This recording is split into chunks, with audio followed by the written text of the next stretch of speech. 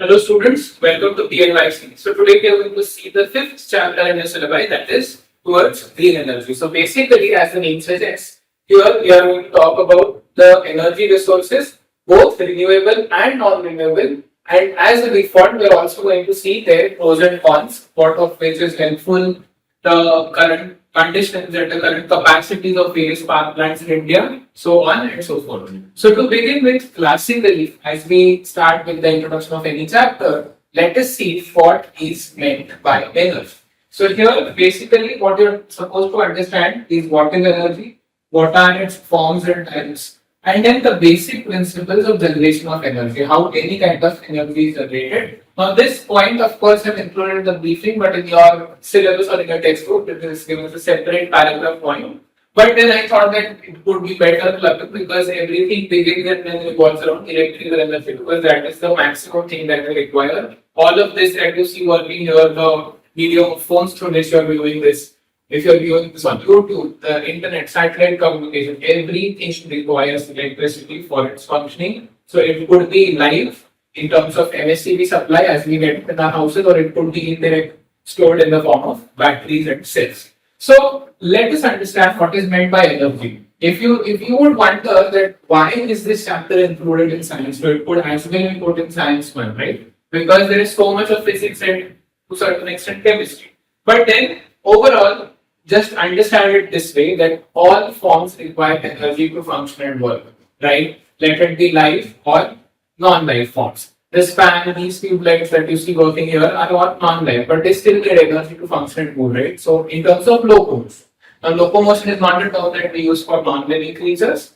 but even for living beings, if you have studied the 5 chapters or the initial 4 chapters that we did so far, living processes and living organisms, right? The 2 chapters, the 2 big chapters which are there as a representative of the part 2 syllabi that you have in your boards. So living processes when we studied, right? Basically I told you every cell or multicellular organism requires energy to work and function.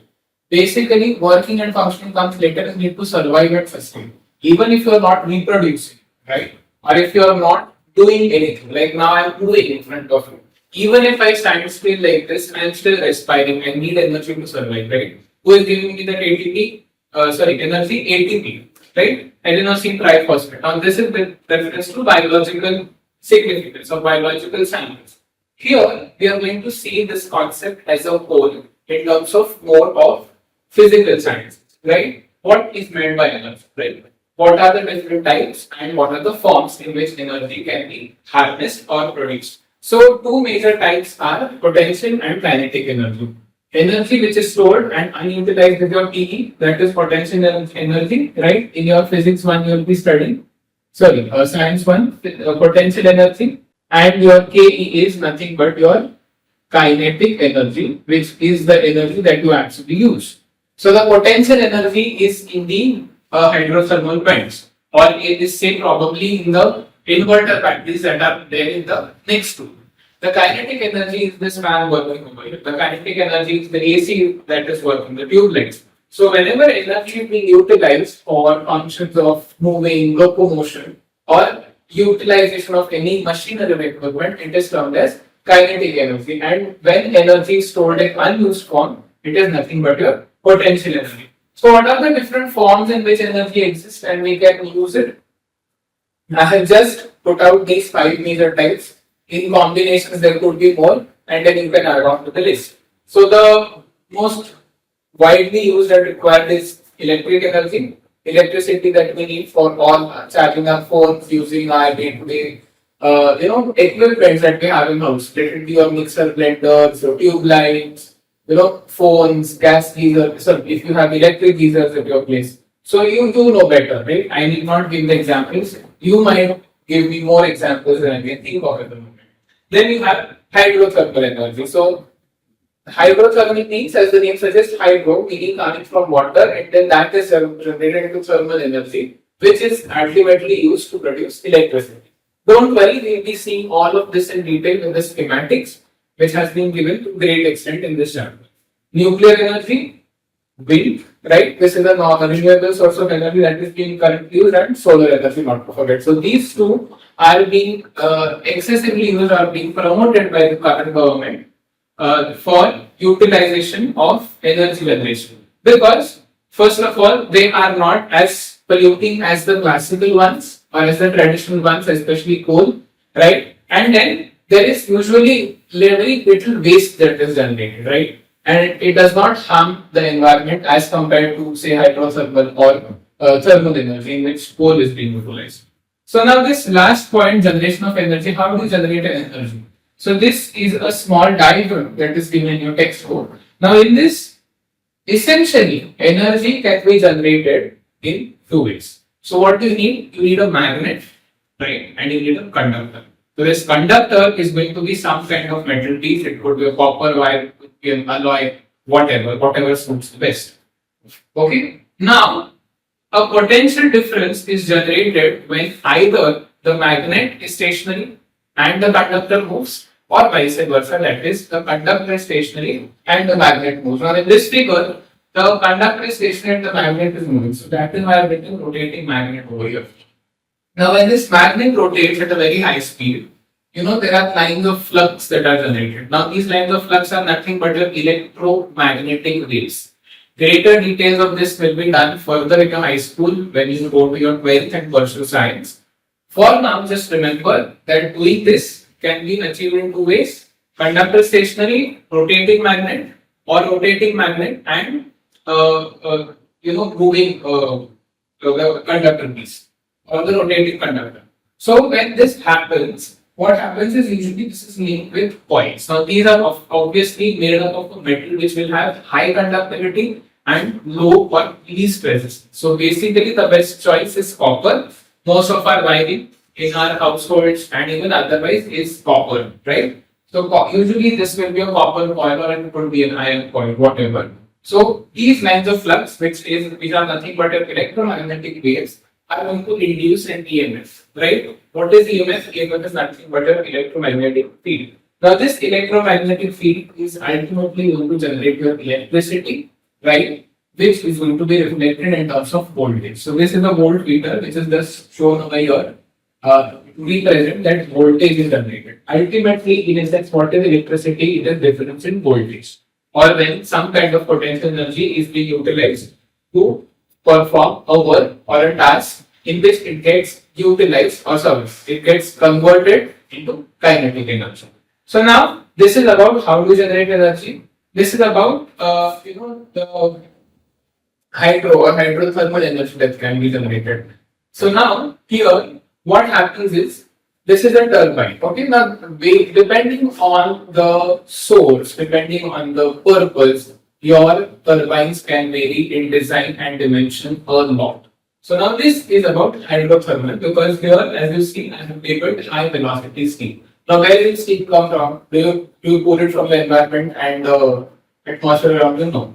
You don't get steam like that, and you will not be able to have a high velocity steam. So this is an example of hydrothermal energy where water is heated and steam is generated, and this steam is utilized to rotate the turbines, right? So now what happens is, usually this nozzle is mainly incident on the blades of this wheel. Okay, so this is a huge wheel. This is the shaft to which it is attached. It is like this axle which holds the wheel, on the axis of which the wheel will be rotating. And from the top over here, this nozzle you have, which is going to bombard very high velocity steam on the blades of this wheel.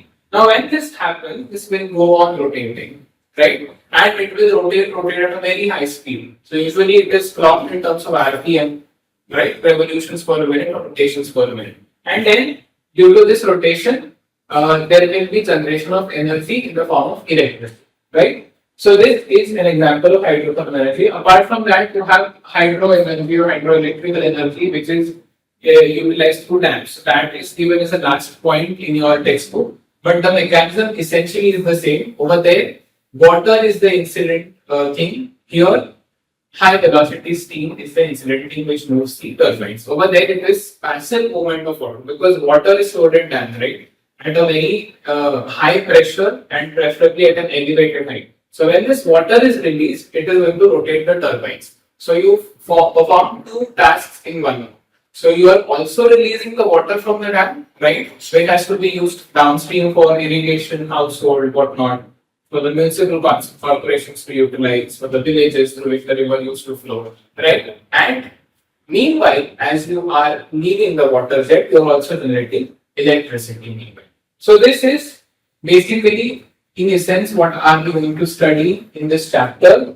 And now let me tell you one thing. Apart from this, this chapter, take it from me, is mostly your flowcharts.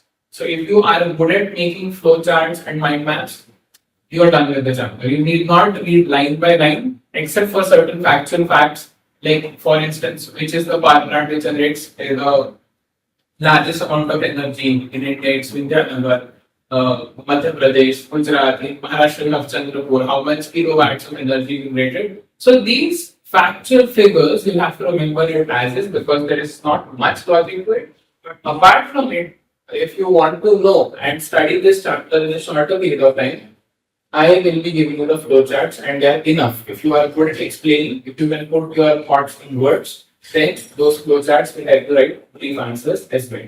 So now, without wasting much time, let us begin with one of them each at a time with their schematic and the flowchart. I hope you have made a note of all of them. So now, let us begin with the first form of energy, that is electric or the thermoelectric form through which electricity is generated. So now, in this case, the essential schematic, for the flowchart in which it is generated is generalized as this one. So this Roman number 1 is your generalized phenomenon. So what do you do? If you have an energy source, okay, then you have a turbine. So this turbine is then linked to the generator, and finally electric energy is generated as the output. Now this energy source could be your passive bottom stored by the height, it could be coal, like that is what we are going to see in the next thing. It could be nuclear energy, it generates heat and technomolecular turbines, whatever, so on and so forth. Or it could be a wind energy, right? When we talk about renewable sources of energy, the energy source could be wind. You could set it up offshore, or you could set it up in wind farms, right? If you go from this road from Pune to Shirdi via Nagar, you will see certain areas in which they have more wind needs. So what are they? They are wind farms, including a lot of kilowatt of energy is generated. So the source could be renewable or non-renewable, but the method of processing essentially is based on these four components. So you have an energy source, you have the turbines. In this case, the turbines are nothing but your windmills. If we talk about wind as the energy source, you have the generator, right, which is going to convert that kind of kinetic energy, which is of the moving turbines or the moving blades, into potential energy and store it. So you need a generator for it. And then your output is an electric energy which you directly transfer through light wires, or you store it for later use. Now the mechanism over here is similar. That is why I had briefed you in the beginning of what is meant by a generator, right? So a conductor stationary and the magnet rotating, or vice versa, remember that, right? We just saw that 5 minutes ago. So that is what happens in this form of energy generation. Now let us see thermoelectric energy, or it is generation of electricity through thermal means. You could paraphrase it the way you want. So here, now, what we utilize is coal. Okay, coal is used as the source for heating water. Now, coal is going to boil the water, right? Energy source is the coal. The fundamental source which we begin with is coal. Though directly, if you see the flow chart, you will feel that steam is the energy source, but you don't get steam naturally, right? You have to heat water. For that coal, that is why coal is the energy source. You boil the water in a boiler, and that boiler is not some small water boiler that you use in your water heaters. Okay, they are like huge, like this room-sized vats in which water is boiled. So this generates steam. Now that steam is made incident on the steam turbine, the schematic of which we just saw, the illustration. Then this steam turbine ultimately is linked to a generator, and the electric energy is obtained as an output or as a usable energy source. Now this steam is usually recycled back to the boiler using a water condenser. So you have a system wherein the generated steam is going to rotate the turbines. Obviously, even during the process, due to loss of heat, the water is going to condense and trickle down water droplets. Apart from that, you will have a system wherein the steam can be condensed using coolers or cooling coils back to water, which is recycled into the boiler. So this is your generation of electricity through thermal means. There is a beautiful diagram given to save time and space. I am avoiding it, but essentially, as I told you, for the brief answers or even otherwise, to understand things conceptually, these flowcharts are the best. Of course, now here what I can do is I can show some coal, I can show some steam, then I will show you boiler like this, right? Then I will show some turbines, then I can show a generator. So this is given in your textbook. So these diagrams I am avoiding in order to save time, but please go through them. After this, we are going to see the problems that are associated with it. So the obvious problems that we face are, first, the energy source that we are using is a non-renewable, right? Coal. It is going to cause a lot of air pollution. In the escape steam, right? It is a greenhouse gas, we all know it. Coal is going to produce a lot of other toxic gases, carbon dioxide, carbon monoxide, sulfur dioxide to a certain extent, nitrous oxide, whatnot. So that is going to pollute the environment. So gaseous pollution. Apart from that, an important pollutant, because we're using carbon nanorock, that is coal over here, is your soot, the fine black entities that float around in the air, which are microscopic. You usually don't see them with the naked eye. So that is soot. So it is actually physical form of carbon, which is let out in the environment, and that causes a lot of respiratory illnesses and respiratory ailments in people, especially in people who are old and in infants. But now, even people of our age are getting affected. So it is not a age-specific phenomenon; it is a pan-age phenomenon. Everybody will get affected. Then, of course, you have the other polluting entities. Like I told you, you have the gases, you have the air pollution, you have the soot, so on and so forth. So, and then most importantly, what you should remember is we are going to replace coal, right? Do you think we have got indefinite reserve of coal on Earth? No. That is into millions of years, right? The hypothesis is that the dinosaurs died and this carbon was trapped under the pressure of the Earth for millions of years. That, and hence we term these as fossil fuels, petrol, diesel, coal, isn't it? So, all of these fossils or biological remains are compressed or fused together under very high temperature and pressure in the depths of the earth, and that is why they got converted into fossil fuels. Hence, we say fossil fuels are non-renewable sources of energy. They are limited. So that is again a decisive factor. And let me tell you one thing, class. Especially in India, we don't have that much of coal. In coal, also you have got quality, right? Bituminous, the best quality is anthracite, the least is peat. So this you will be studying in your geography class probably.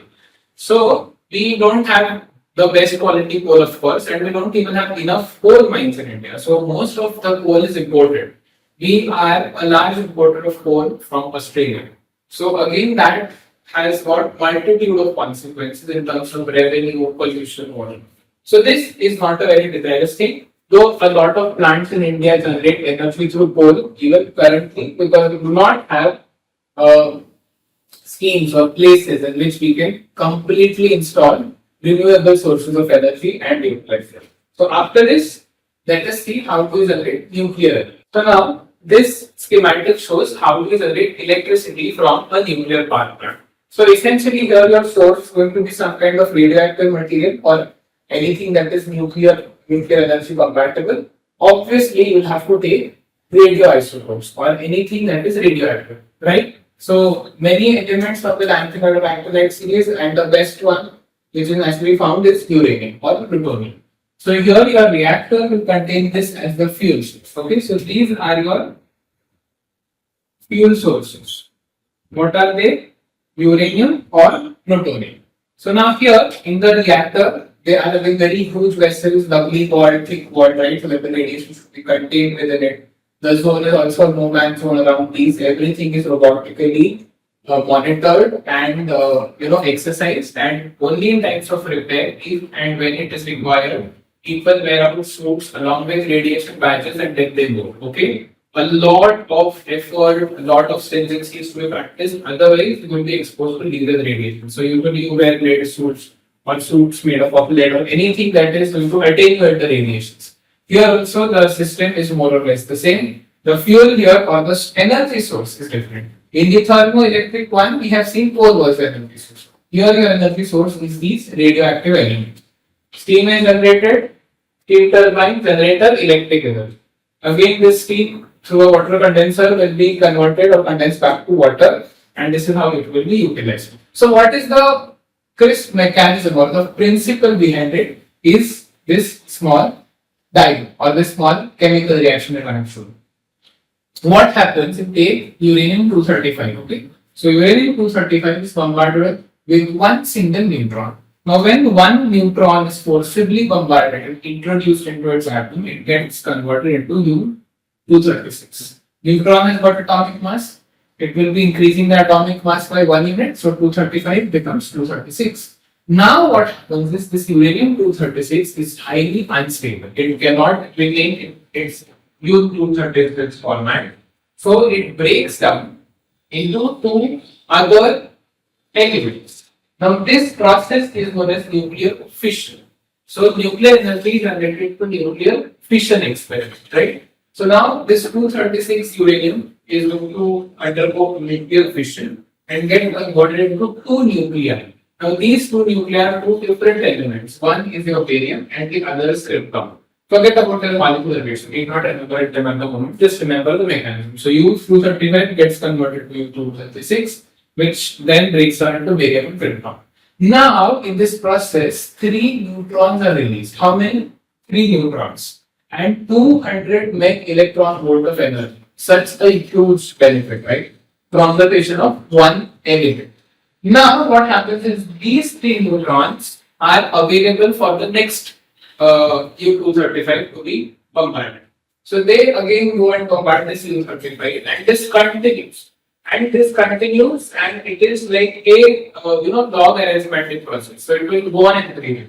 So with 1 neutron that you begin the reaction. Okay, this is just a 1-step reaction that I'm showing. You are getting 3 neutrons. Now these 3 neutrons are able to bombard 3 more uranium atoms, and this is how it goes on increasing. That is why nuclear power plants are as good as nuclear bombs. That is why there are lots of norms that are there. You have to disclose certain things, you have to take into account the environment, the safety, whatnot. And that is why a lot of stringency goes into practice. And it is said that they are very risky. Energy obtained is very high. In terms of efficiency, very good, excellent. But look at the risk. They are far beyond that you can imagine. The best example is the recent accident that happened in Japan. Recent accident is proper technical. The most famous ones are the PI and the Chernobyl accident in Russia, okay, in which there was a nuclear power plant leak. So again over here, the environmental costs are very high because this water that is related to steam is so high. The cooling steam, right, will induce water, will have water inlets to cool the steam down. Now that also is so high in terms of temperature of the steam that the cooling water boils, and then you cannot have energy in terms of efficiency or even processes or water. You don't have that much to cool the water that is being used to cool. So that is just let out in the environment. That is why usually you see such power plants are housed near shores or wherever there is a water source. Just Google it out, you will always see there is some water body. There will be a creek, there will be a river, or it will be a sea out, wherein they just simply let out the condensed water or the water that is used to cool is let out in the environment. So it is actually boiling. You can see it on YouTube if it is probably boiling. It actually boils, it reaches and keeps all the life in that area. But then, if we want to generate energy, everything comes at a cost. But at what cost? Is it at the extinction of other species? Absolutely not. Very, very wrong, ethically and morally. So we try and have to have a balance between the life forms, the energy that is generated. Now, this is not directly a part of this chapter, but in the previous chapter, we have seen how do we try and achieve a balance in our environmental management chapter. So, do I mean to say that we should decommission and stop these power plants? Absolutely not. But you should be limiting the use of such power plants only to places where it is required, right? So this is about nuclear energy.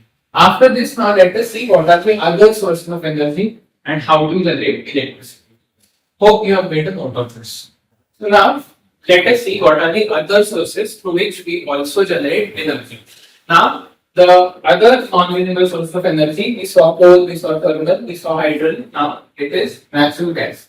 So not very much heard of, I believe, but natural gas is also used as a direct means to generate electricity. How? So here you have this compressor, okay, as the starting source for pressurized air, right? You need air. Why do you need air? Somebody classifies some gas burns. Why do you need air? Like there is air around. You need oxygen, right? But then everything has to be under high pressure. Imagine, just imagine if you don't understand this concept of pressure, burning a matchstick in the open, right? You just scratch it. It has got all that potassium perchlorate mixture which catches fire and it causes combustion and you see the flame. And you see how gently the flame burns. Whereas your LPG gas or the pipeline gas that you use in your households, you just lit it with the lighter, right? Or a matchstick. You see the pressure with which it burns because it is pressurized. So for generating electricity, okay, if it is through natural gas, you need to pressurize it. So you need a compressor to pressurize that air first. Now when that happens, you have a combustion chamber that is there, in which the gas will be put. So this will have usually an inlet of gas from the other end, right, which is your natural gas. It could be octane, decay, whatever it is. So your compressed air along with this gas, I told you the function of air is to supply oxygen to it. It is going to burn. Then you have a gas turbine. Okay. Now this gas turbine burns. Not burns. It runs on this compressed air and the natural gas that is there present. So now this is going to rotate on the turbines, and this is going to generate your electricity ultimately. So usually, if you have seen in my flow charts so far, you will understand one concept that the energy generated usually contains a generator followed by the electric energy at the end. So that is what you have. So even for this, you have a illustration given in your textbook. Please go through it. Then coming as an extension, we have a hydroelectric power plant. So here, hydroelectric means, as I told you, you passively utilize stored water. So water bodies could be your tanks, your dams. Majority of the times there are dams. Very rarely it will be some high altitude lake. Okay. So your water reservoir serves as the potential energy source in this case, which is what, if you talk about in terms of Pune, it is Khadakwasla, Panchek, right? These dams that supply water to Pune city. Other light areas, there are timber, there are other dams in and around places, right? Then if you go to Mumbai, there is Kansa Talab, or the lake that supplies water through which the municipality of Mumbai supplies water to people. Usually such things are linked with turbines because they want to utilize the most or the maximum possible output from the stored water. So the water is anyway going to be utilized for domestic and industrial purposes, but even as it flows through, we are trying to utilize that energy into productivity in terms of producing electricity. That is what happens over here. So here also the potential energy is utilized to rotate the turbines. This also nearing the end in your chapter is given as a nice illustration. Please go through it. Now here the turbines are completely different. The design, okay. So here the water reservoir will be used as an inlet towards these water turbines. They will move, they will rotate at high speed.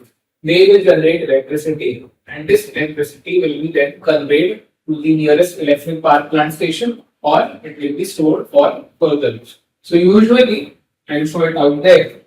What happens is you have this tank, okay. All of this is filled with water. You have gates, right? You have upper gates and you have the lower gates. So usually through the lower gates, the water will be channelized towards these turbines. So the turbines are also pretty big in size, okay? And they will have blades which are, curved because you need to rotate them. They will be rotating in the horizontal manner. The axis will be vertical, as you can see, but they will be rotating in the ZY plane, right? Or on the X plane, right? This. So here, in order to make them move like that, you will need to have blades which have got, C-like shapes, right? So now, if I put in water from this side, okay, I have shown the opposite. Just give me a minute. So for this kind of diagram, since the water inlet is from the left, I need to have a blade which has got blades like this, right? So now when water is incident at this point, it will move, it will shift. Then the incoming blade will also be made incident. So this is how it keeps on rotating, and it rotates at a very, very high speed. Now this high speed is going to generate electricity, as I told you, through the mechanism of a generator. This electric energy is going to be stored and utilized for other purposes. After this, we are going to shift towards renewable sources of energy, or non-polluting forms of energy which can be used. Primarily, it is your wind and solar energy.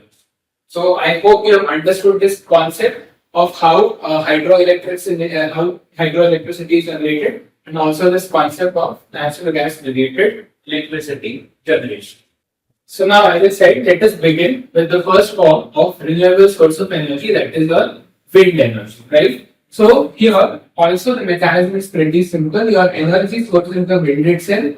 We are going to convert the wind energy through turbines into electrical energy. So here you have the high speed wind. Why am I saying high speed? If I just blow whistle, if I blow the air out of my mouth, that velocity is not enough. So we need a very powerful high velocity winds. That is why a in-depth survey of the topology and the topography of the region is required, wherein you are trying to harvest and erect wind wheels. You cannot just randomly put them up in the balcony or on some like mobile towers or on some schemes or society buildings. So you need to have a very good assessment of the geography and the topology of the area and know the wind flow. See, you can set up windmills on your house which are of very small height and depth, right? They could be as tall as, say, not more than 1 or 2 meters. That is enough for your household. But when you need to generate it on a commercial scale, you need windmills of much larger capacity. So now what happens is you need high-speed winds. So these are going to rotate the turbines, basically the wings of the fans. Now that is going to generate electricity, which is going to be stored in the form of electricity, or as I said, conveyed through electrical conveying belts and wires into the nearest power plant. So here, this is the schematic of how a windmill works. So these waves are nothing but your wind, or the high velocity wind direction that I am showing. If you want, you can put an arrow over here. So this is the way it is going. So when they blow, it is going to rotate the blades of this windmill. So now this is also very special. It has got a very specific angle. Now this is a one-dimensional board, so I can't show it. But it is very sleek and it is oblique like this, in such a way that it moves, right? It cannot be plain flat. Nothing will happen. The wind will go through and the turbines won't rotate at all. So here, this is the direction from left to right, talking from this diagram per se. So this is going to rotate the plates, right? They will rotate either in clockwise or anti-clockwise manner depending on the design. So this is usually held on the axis through the shaft. The shaft holds the gearbox and the generators. The gearbox is also to control the speed, for instance. If the wind is too high, usually you don't erect such things in areas which are cyclone prone, because it will lead to huge losses. They're going to make these windmills go dysfunctional, fall, and they will collapse. So that you don't do. But just in case if you feel that it is the entire structure of the assembly is vibrating, you have a gearbox rotator split. So you can gently put on more gears to bearings, then the speed is reduced if the winds are too high. Otherwise, under normal conditions, that is fine. So this gearbox is a characteristic feature of the windmills, followed by the generator, which I talked about here. Ultimately, that gets converted into electric energy. So this shows the blades of a windmill, the shaft, the gearbox, followed by the generator, the bearings which are very present for the earth, and the longer shaft, which is earth, right? You mount them in the earth, right? So this is the physical support or strength on which the windmill stands. Okay, as I said, just as you have got selfie sticks or you have got mobile tripods, right? They also are housed on the earth or they are earth, right, on the tripod. Similarly, the earth, now this is very strong. It is actually fixed with huge nut bolts, which is permanent in nature. So this is done with the help of this support shaft. Now the length of the support shaft and the length of the blade are, proportional. Okay. If I put a too long blade, it is going to break. And on the other hand, if I put a very tall and long shaft with very small blades, then it is also useful. So this is again a part of engineering that is done. Now here, larger the length of the blade, more is the capacity. Okay. So here you see normal small scale things usually have got a blade length of 1.5 meters. 1 meter roughly equals 3 feet. So this is around 5 feet or something. So 1.5 meters is usually around 4 to 5 feet in length. So now this has a capacity of 2 kilowatt energy generation. Now don't ask me for how long, what is the time, what is the speed, so that all is variable. But usually blades with length of around 1.5 meters have got 2 kilowatt energy generation capacity. When it comes to 50 meters are, as I told you, you find them on highways, on wind farms, where they are erected. So most of the highways you see where there are windy places, you will see such windmills that are erected, right, for energy generation purposes. So they are pretty tall. You can even see them from the way you are driving. If you are very close, you can admire their height, or even if you are pretty far, if the highway is far from where they have been implanted, if they are so good that they are very much visible. So they have a high capacity of around 2000 kilowatts. And then if you have them very, very tall, like 100 meters, rare places in India, but if you implant them offshore, you can actually install them of such heights because the winds blowing from the oceans are enormous in terms of their speed and also their capacity. So now imagine if I was to divide this room into 3 zones.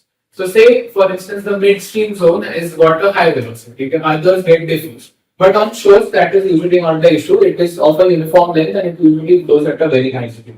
So they have got a capacity which is very, very high, almost double that of the wind farms, and it is around 6 to 7,000 kilowatts. So usually you see such windmills are installed more prominently in shore areas. In India, the examples are very less, but in countries like or continents like Africa, Australia, America, you have them pretty common.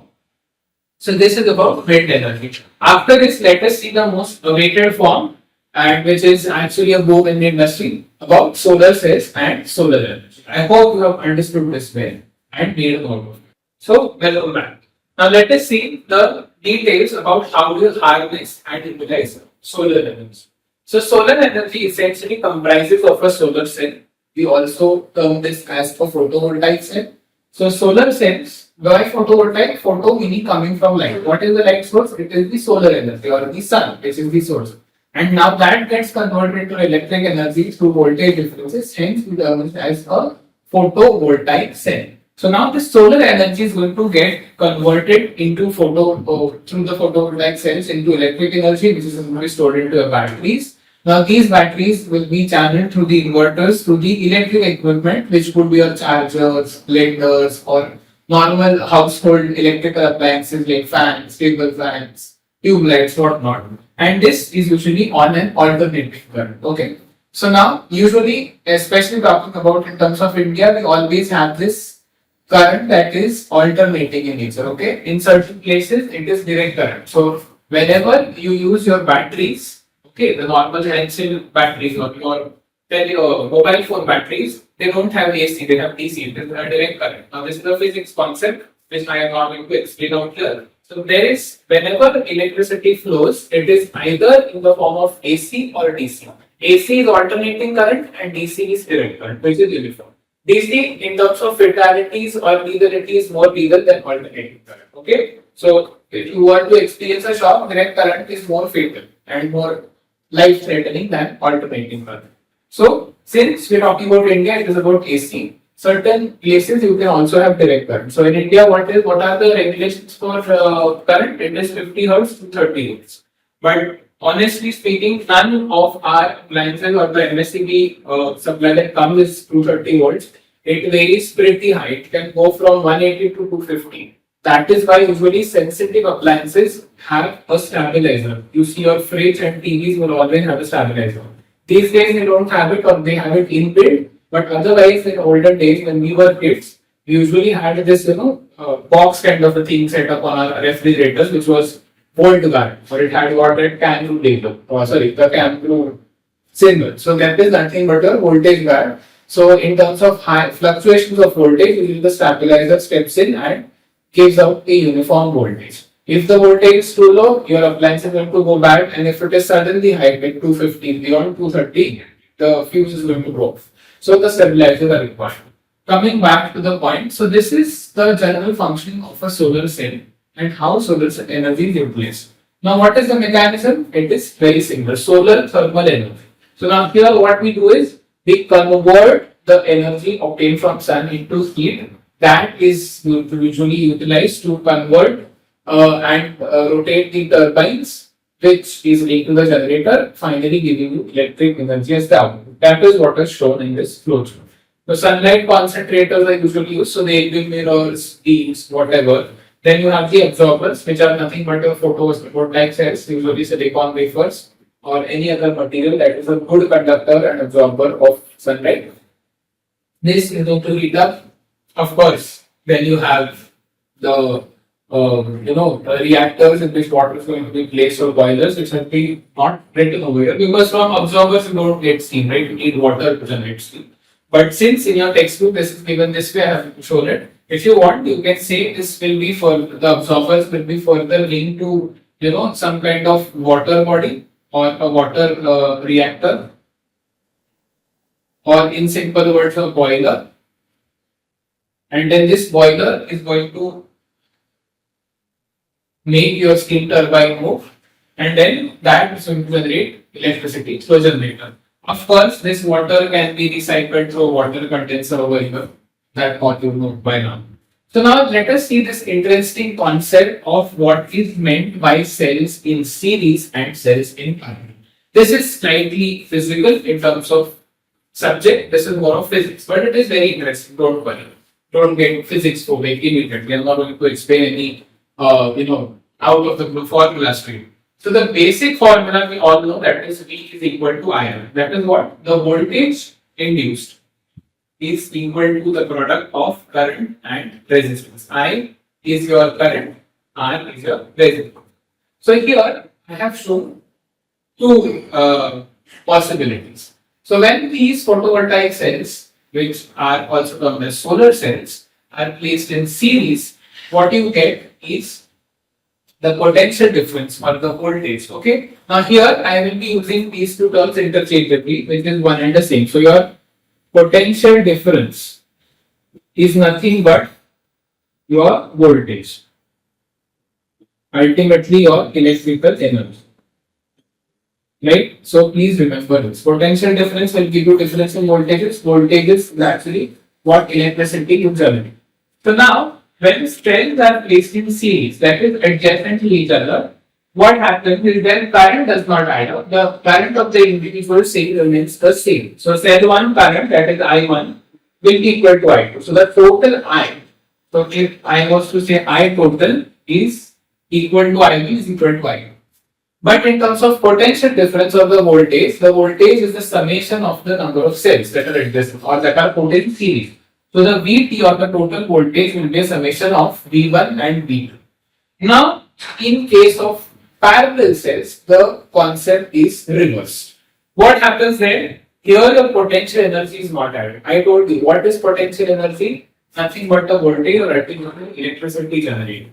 So when solar cells are placed in parallel, the voltage, the Vt or the total voltage will be V1 equal to V2, right? So your energy or the voltage is not getting added. What happens is your current gets added. So the total current, if I talk in terms of the equivalent or the assembly, then that is equal to I1 plus I2. So here, remember, I can remember one. This is as good as write the difference between. This could be asked for 1 or 2 months or match the following 1 and 5 years. So remember one thing and the opposite of that is the other. So now if you want to remember series, Remember, in series, the current does not add up, voltage adds up, right? So V is equal to V1 plus V2. Now this is for series. So now without looking at the bottom half that is for parallel, here V will not be equal to V1 plus V2. Here V will be V total is equal to V1 equal to V2. And what will get added? Current, because current was not getting added over here. So as I said, either remember this or this, and the opposite of that is the other. So now, class, doing this, there have been other schematics given as well, how things go on. Even for this, there is a diagram. And as I said, for this chapter, I've avoided drawing the diagrams because we've seen how many times I have changed the code. So please go through them. There are very simple answers, questions that come from this chapter. If you see your after text questionnaire, you will understand that there are short notes, brief answers, and notes asked about. Explain hydroelectric energy, explain about wind energy. So this is all about this. You just have to draw schematic of flowchart and explain how the source of the potential energy is ultimately getting converted into a electric energy. Apart from this class, in this chapter, of course, you have got certain in-text boxes, which are very interesting. So go through them as well. So for those in-text boxes, they usually state the capacity and the name of the power plant and in which state it is being housed. So for this also, for hydrothermal, for even other examples of like natural gas, you have got in-text boxes. So for natural gas, if I'm not wrong, it is Andhra Pradesh, which has got the highest power capacity plant. For it has got two, the least and the highest also, and then have got one in Maharashtra as well. So these are the in-text facts that you should remember for your FIBs or even certain one-liners or short answers. But apart from this, as I said, this entire chapter is all about flowcharts and schematics. And I told you the chat for it, right? For most of them, the last two will be the same. You will have a generator and you will get the electricity. Because I told you the main intent or the motto behind doing all of this is electricity generation. So somewhat whatever may be the source that you can utilize, ultimately you need electricity. So we saw 3-4 major non-renewable sources like hydrothermal, hydroelectric, then we saw thermal, we saw nuclear, and then in non-renewable ones, we also saw solar cells through photovoltaic cells or solar cells, solar energy and wind energy as well. So I hope you had this wonderful experience of energy metabolism in terms of your chapter, that is towards green energy, right? So what is the intention of this chapter is we should maximize the places on Earth, or specifically talking about India, through which we would harness the renewable energy sources like wind and solar energy maximum extent, right? So far, I hope you have enjoyed and see you in the next chapter. Till then, goodbye.